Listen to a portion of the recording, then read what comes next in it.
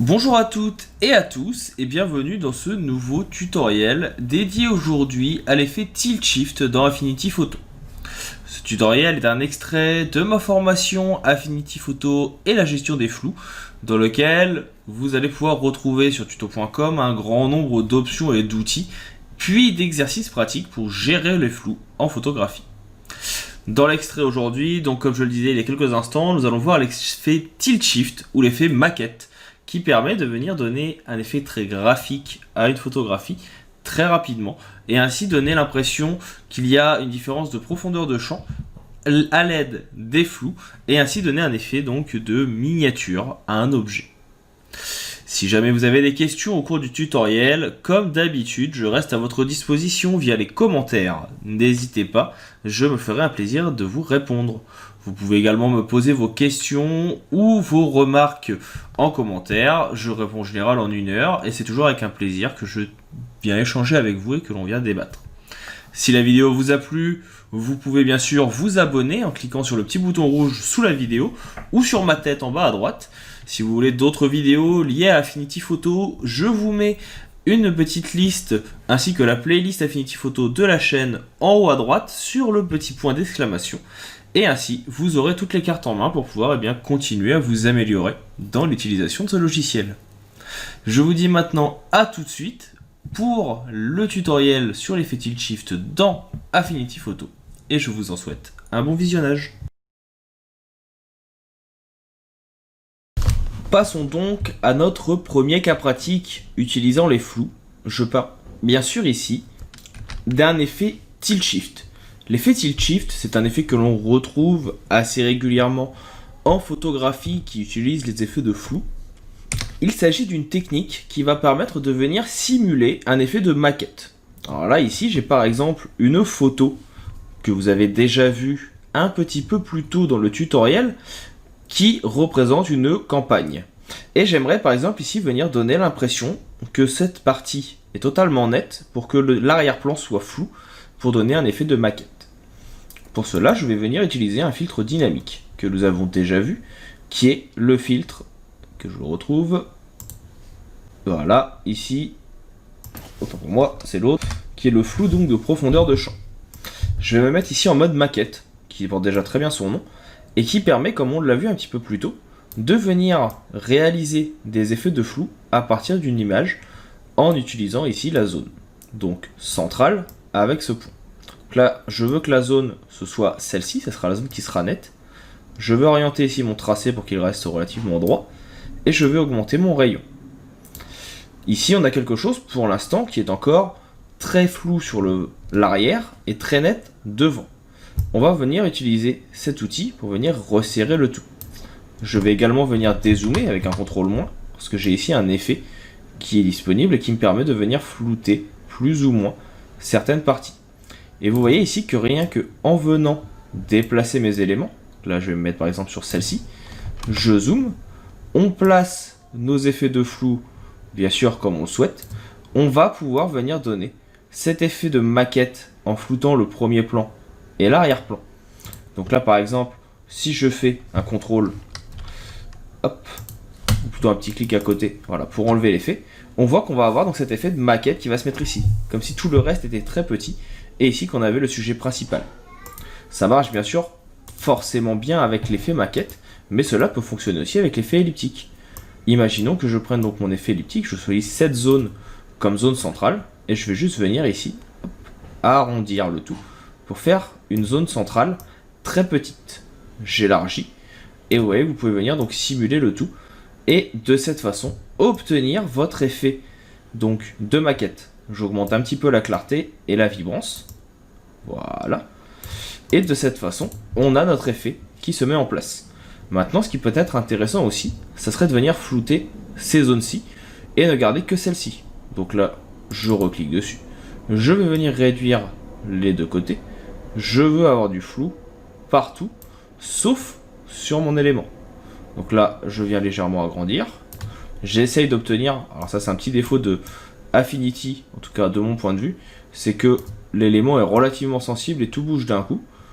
On peut venir donc modifier comme on le souhaite l'élément, quitte à venir réagrandir un petit peu pour que ce soit un petit peu moins flou et rétrécir notre cercle. Une fois que cela est fait, ce qui va être intéressant, ça va être de venir ajouter les calques de réglage. Par exemple, en venant cliquer sur le cercle bicolore qui est ici. Pour ce faire, je clique dessus et plusieurs éléments sont disponibles. Le premier que je vais utiliser, c'est un niveau. Le niveau, qui est ici, il permet de modifier la luminosité de votre photo. Vous avez les niveaux noirs, les niveaux blancs et les gammas. Vous avez également en haut, ici, l'histogramme. C'est très simple à utiliser. Il faut comprendre un petit peu la logique, mais une fois que vous l'aurez compris, vous verrez que ça va beaucoup mieux. Tout ce qui est à gauche, ce sont les pixels les plus noirs. Tout ce qui est à droite, ce sont les pixels les plus sombres. Et vous avez donc vos 255 nuances de gris présentes ici.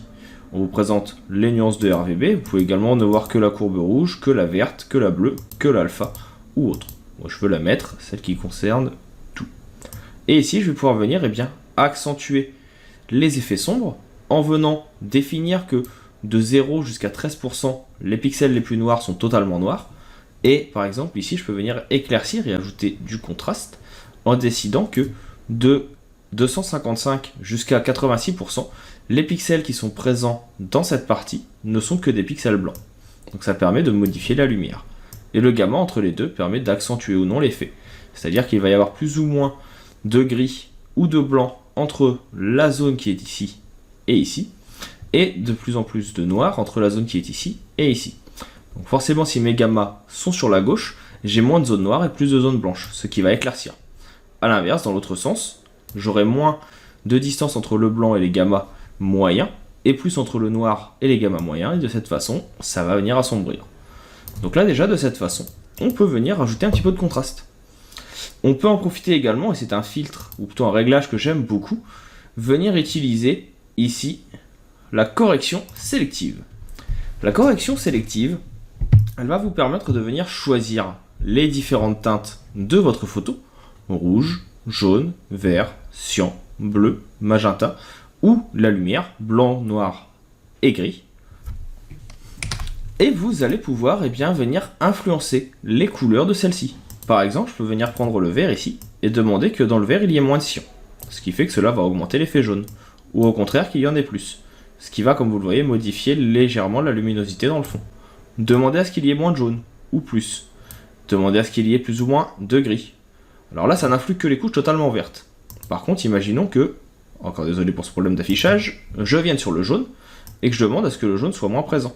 Et bien de cette façon, je peux désaturer celui-ci, et le remplacer par une couleur qui sera peut-être un petit peu plus verte, en venant augmenter le cyan. On peut augmenter ou baisser le magenta. Vous voyez qu'en baissant le magenta, j'obtiens une couleur plus verte, en l'augmentant quelque peu plus rouge. Et de cette façon, en quelques clics, on peut vraiment changer la colorimétrie de notre composition. Et là, on retrouve quelque chose qui est un petit peu plus vert, un petit peu plus surréaliste, et qui va se rapprocher justement de notre effet de maquette. Quelque chose que j'apprécie tout particulièrement. Je peux également venir jouer sur les neutres et modifier l'ensemble de la colorimétrie de la photo. Ici, je peux ajouter un petit peu de bleu, enlever un petit peu le magenta pour récupérer plus de vert et ajouter au nom du jaune. Et de cette façon, on a donc un effet de maquette qui se met 2 fois plus présent et qui est beaucoup plus important. Personnellement, c'est quelque chose que j'apprécie tout particulièrement. Par contre, je trouve que l'effet est trop présent sur mon bâtiment. Eh bien, je peux venir prendre mon pinceau, me mettre en noir ici à 100%, soit en modifiant le paramètre, soit tout simplement en appuyant, quand vous êtes sur une couleur quelle qu'elle soit, sur le bouton de réinitialisation des couleurs, ou en venant ici tout simplement prendre la couleur qui est tout en bas, qui est censée être du noir. Alors, si je n'arrive pas à attraper le noir parfait, c'est pas grave, on va le faire ici manuellement.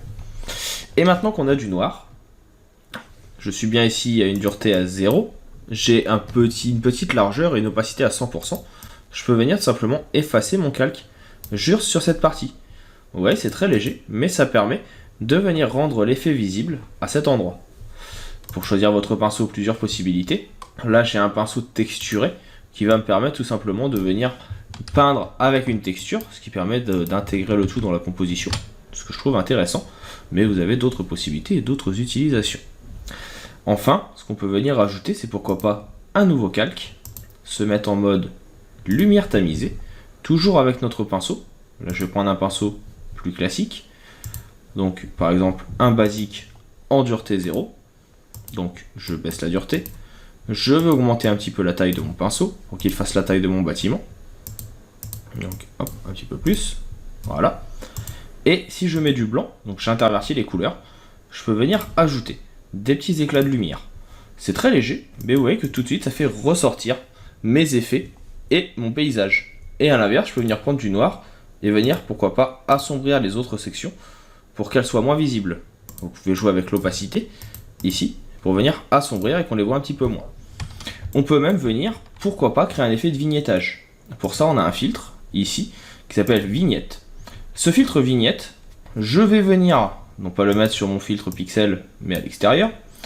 On va pouvoir venir modifier l'exposition. Donc là, par exemple, je veux une exposition un peu plus sombre. Donc, on voit que ça vient assombrir. Je veux une dureté pour avoir un effet de flou. Je peux venir déplacer ma vignette et modifier son échelle. Et ici, vous voyez que ça permet donc de venir créer un effet de noir sur les côtés qui est assez intéressant. En jouant sur la forme, on peut modifier donc son effet. Et ici, on peut jouer donc sur la dureté pour avoir quelque chose qui soit plus ou moins visible. Et l'effet de flou noir sur les côtés, c'est donc un effet de vignettage. Voilà pour ce premier petit exercice. On va maintenant passer au suivant. J'espère qu'il vous a plu. Si vous avez une petite question, n'hésitez pas. Ou il y a bien sûr d'autres possibilités de faire des effets de tilt shift. Ce n'est qu'une possibilité, qu'un exemple dans Affinity Photo. Maintenant, c'est à vous de plutôt d'assimiler les outils et d'essayer. Hop hop, ne partez pas si vite. Vous avez aimé la vidéo, l'astuce que vous avez vue vous a plu et vous a permis de vous améliorer dans le logiciel que vous suivez, Photoshop, Illustrator, InDesign, Affinity Photo ou que sais-je encore. Vous souhaitez aller un petit peu plus loin dans la découverte de ces outils et comprendre au mieux leur fonctionnement, voire même vous personnaliser dans certains domaines, l'auto-entreprise, comment développer votre auto-entreprise par exemple avec Photoshop, comment vous améliorer si vous êtes développeur, comment l'utiliser la suite Adobe si vous êtes illustrateur ou que sais-je encore. Sachez que je vous propose également des vidéos sur tuto.com que vous pouvez retrouver avec le lien présent dans la description. Vous y retrouverez l'intégralité des vidéos gratuites du site, de la chaîne YouTube, mais également l'intégralité de mon catalogue de formations payantes. Il arrive régulièrement que je propose sur la chaîne YouTube, mais aussi sur les réseaux sociaux, des codes promo pour les avoir à moins cher, donc n'hésitez pas à les suivre pour pouvoir rester à l'affût des dernières nouvelles. Je vous invite également, bien sûr, à laisser un commentaire, un petit like, à partager la vidéo autour de vous afin que la chaîne puisse grandir. N'hésitez pas à me dire ce que vous en avez pensé. C'est toujours avec plaisir que je lis les commentaires et que je réponds, même en cas de besoin. Je vous dis maintenant à bientôt pour d'autres tutoriels, pour d'autres ressources, pour d'autres outils liés au monde du graphisme ou du marketing. Je vous souhaite une bonne continuation et je vous dis à bientôt.